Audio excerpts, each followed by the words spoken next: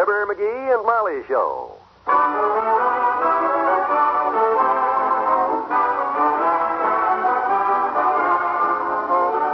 Every weekday at this time, NBC brings you Fibber McGee and Molly transcribed. The show is written by Phil Leslie and Len Levinson and directed by Max Hutto.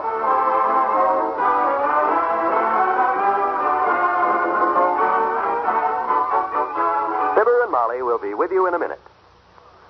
If the car in front of you should jam on his brakes to avoid a stray dog, if a child should dash across an intersection, if a tire should blow out, could you stop in time to save a life? Slippery roads, fogged windshields, poor visibility, all of these factors mean that you must be more alert in following simple safety rules.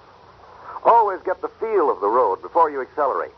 Try out your brakes to discover just how slick the road surface may be and adjust your speed to driving conditions. Check on your driving habits. Keep your windshields clear of fog. Be certain your headlights and wipers are in working condition. In wet weather, never slam on your brakes. It's a sure way to put your car into a skid on a slick road. And always follow at a safe distance. Traffic accidents and death rates are still extremely high, and although improved conditions have brought about a 38% reduction in the overall accident toll, more than 30,000 people will lose their lives in traffic accidents this year. Be careful. Accidents don't always happen to the other fellow.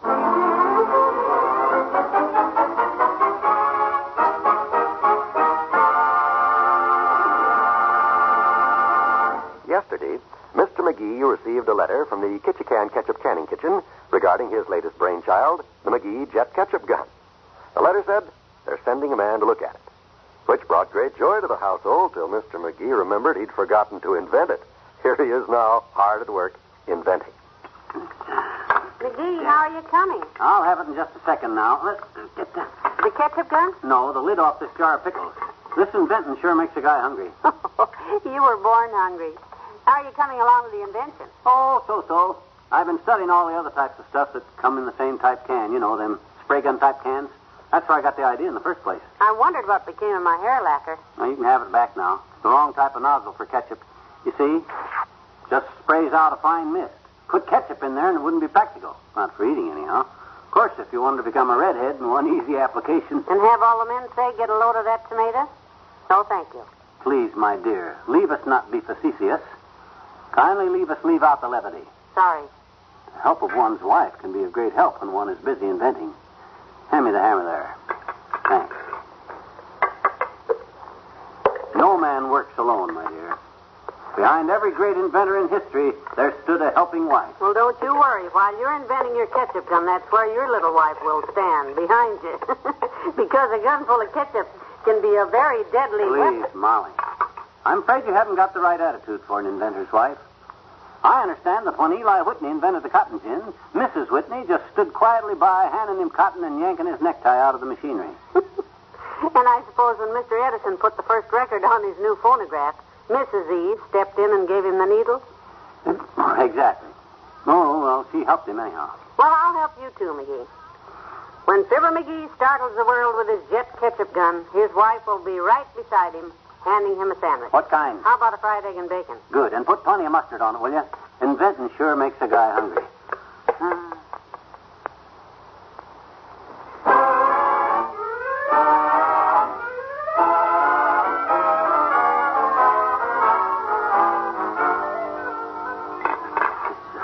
Boy, that does it. If this baby don't take the market by... Hey, Molly, I got it done. Come and take a look at it. Really? Mm-hmm. You're finished, huh? Yep. You know, McGee, for the first time, I'm excited. How does it work? I'll demonstrate. You see this little cap here? That's to keep the nozzle clean. Very sanitary. I merely take that off, get... It's bent a little bit. That's it. Now, this is the nozzle, see? And all you do is you merely press the nozzle down, like so. There. You see? Oh, let me try it. Sure, go ahead. Only easy now. Easy on that nozzle. The valve's kind of hard to control. Like this? Why, McGee, it's working. Sure. Let me try it on something. This piece of bread will do. Oh, it's so pretty. Oh, it's nothing that any red-blooded American boy couldn't invent. It's a matter of using the old gray cells. Brains, you know. What you doing? Tasting the ketchup. Tastes funny. Oh, well, I haven't got quite finished yet. Probably tastes a little bland on account of I didn't get all the whipped cream out of it. Whipped cream? Yeah, that's what I used for my ketchup gun. One of them whipped cream containers from Kramer's drugstore. only I filled it up with ketchup. I see. Well, that explains the sweet, creamy flavor of your ketchup. But where'd you get that strong, rubbery taste in it? Rubbery? Oh, that's on account of the pressurized air. That come out of an old spare tire.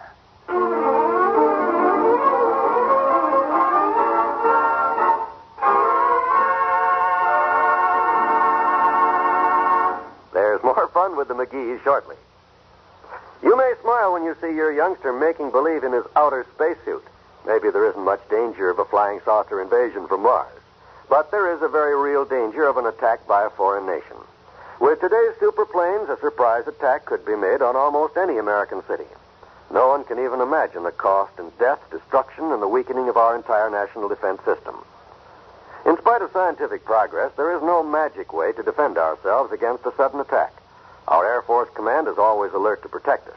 But it needs a ground observer corps working 24 hours a day throughout the year.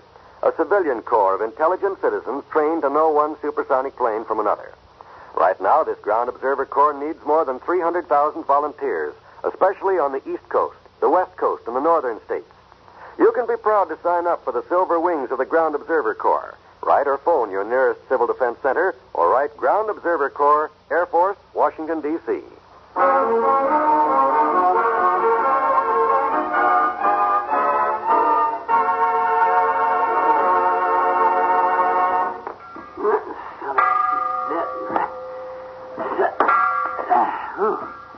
Should have had the guy set this thing right where I want it before I let him leave.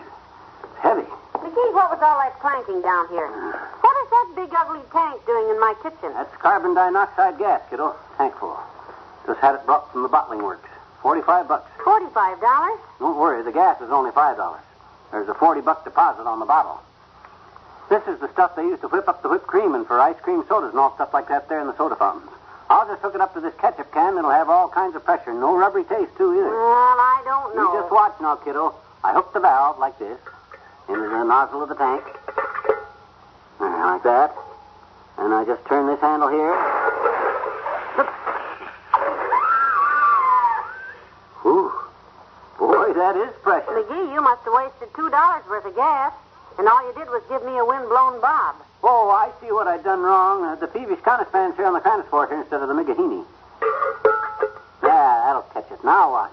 Careful now, that thing scares me. Don't you worry, kiddo. You see, there's nothing to it. The McGee Jet Ketchup Gun is ready to shoot. Now I'll show you how it works. Keep your fingers crossed, Molly. Don't point that this way. I don't like loaded guns, especially ketchup guns. Oh, you like this one, Molly. I'm aiming this gun at $1 million, kiddo. Now watch. Hey, this is it. Oh, it works just perfect. Look at that fluffy ketchup. Don't it look good? I bet you there's no rubbery taste to this stuff, kiddo. It's the CO2 that does it, the carbon dioxide, you know. Go ahead, taste it. Carbon dioxide, you say?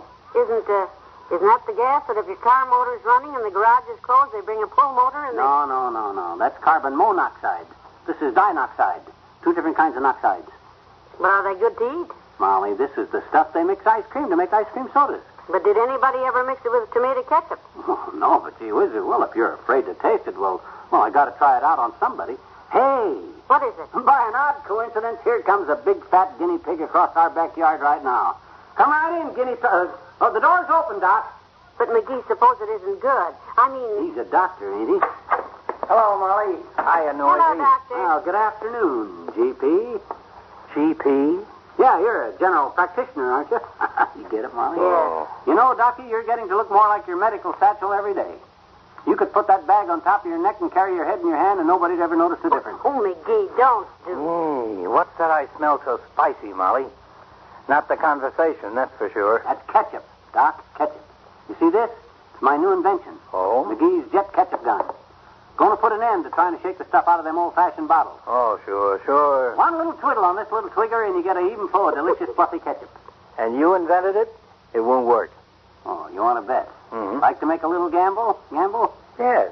If that stupid-looking contraption works, I'll buy you the best steak dinner in town tonight. Okay, I can't wait to stick you for a 2-pound porterhouse. Molly, you got a hamburger left over from lunch? That I have. Right here. And it's still warm. Good. Put it on a bun for the good doctor. Now I'll decorate it. No fair. Let me try it. How do you operate this bomb? Just shake it gently. Now point the nozzle down on the burger, Doc. Now press the button. Not too much. Oh, I love you a hamburgers, Molly. You love it so much, stop drowning it in that ketchup. Hey, this seems to work.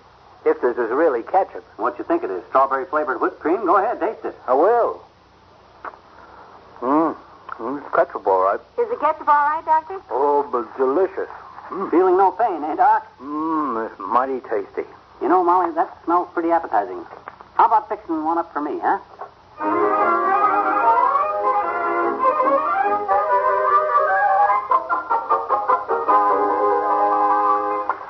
One more hamburger, Doctor? It's ready. No, thanks, Molly. No more for me. You take it, McGee. Oh, not me. I've had 6 of them. You had 7, McGee, not counting the 3 you ate for lunch. Oh, that was wonderful, Molly. I better hit the road. Hey, by the way, McGee, it's 6:30. It's dinner time. We had a bet, I believe, and I lost. If I remember correctly, I owe you the best steak dinner in town tonight. That's right, George. So where would you like to go? New York Steakhouse? Saddle and sirloin? Or the $4 dinner down at the hotel? Oh, Doc, not tonight. I'm so full of beef, my calves are mooing. Let's make it some other night, huh? Oh, yes, Doctor. Oh, no. The bet was the best steak dinner in town tonight. I lost, and I'll be happy to buy. But if you can't eat it tonight, that's just too bad. Oh, you chiseler. You double-crosser. The minute you saw you lost that bet, you tempted me. You egged me on. He hamburgered you on. Yeah, you encouraged me to stuff myself, just so you could welch out on that bet. Not only that, Sonny, but I ate so much myself, I saved the price of my own dinner. Thank you, Molly. Good night.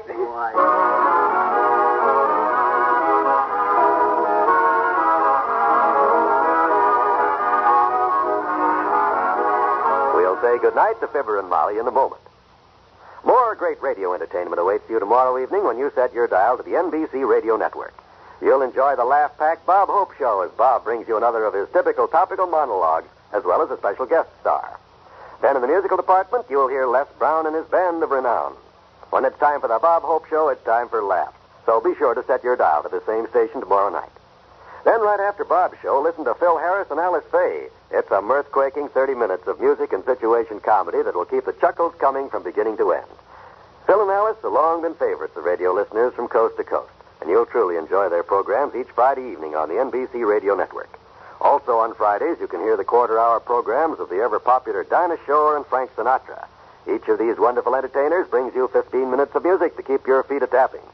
So be sure to join us here at the NBC spot on your radio dial for both the Dinah Shore Show and songs by Frank Sinatra tomorrow and every Tuesday and Friday evening.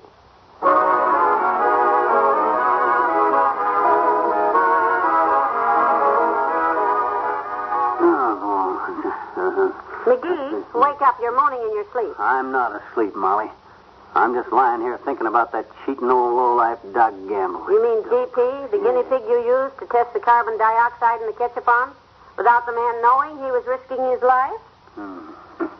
Good night. Good night, all.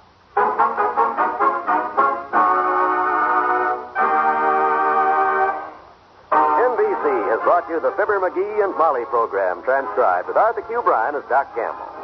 This is John Wald inviting you to be with us again tomorrow night when Fibber McGee and Molly meet Mr. Miggins, the man from the Kitchen Ketchup Canning Kitchen. Will Miggins buy the McGee Jet Ketchup Gun? Will Fibber become a millionaire overnight? Will Molly be draped in diamonds and mink? Will you listen in tomorrow night? This Saturday, hear your road show with Bill Cullen on the NBC Radio Network.